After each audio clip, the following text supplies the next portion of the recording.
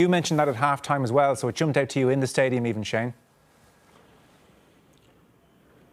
Yeah, definitely. It was actually quite obvious. And I think it's a limiting factor with Ireland. And I don't think Ireland will play against a team in England next week that affords them the opportunities that Scotland did. There's no way the line-out will be that poor. They will have more possession. They'll use it more effectively.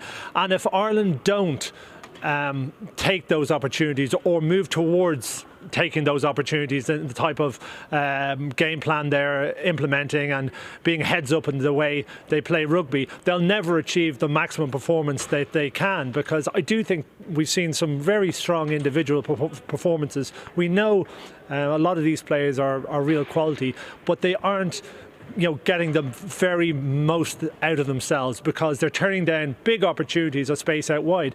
And in fact, we're seeing the Scotland team, especially in the last quarter, that I don't think are as talented, but are more switched on to taking opportunities, especially out wide, more comfortable with moving the ball out there, especially when they have numbers, and they got rewards for it. It's just the rest of their game that doesn't allow them to compete with Ireland. It begs the question then, why? Why are Ireland kicking the ball away on those occasions? It's a bit of mindset. I think they started off the game, very effectively, and I've laboured the point.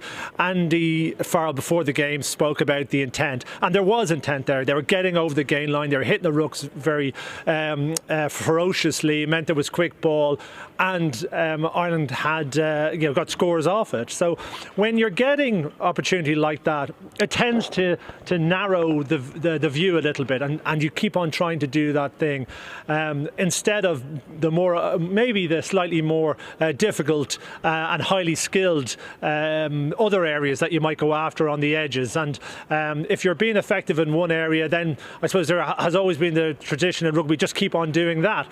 But we know that's not a really good game plan for an 80-minute game, and we also know it's not a very effective game plan against the very best. So what Ireland need to do is almost take a little bit of time to reflect on where the opportunities are and really change their mindset to go, yes, we can be effective taking the ball into this area against some of the teams all of the time, and the best teams some of the time.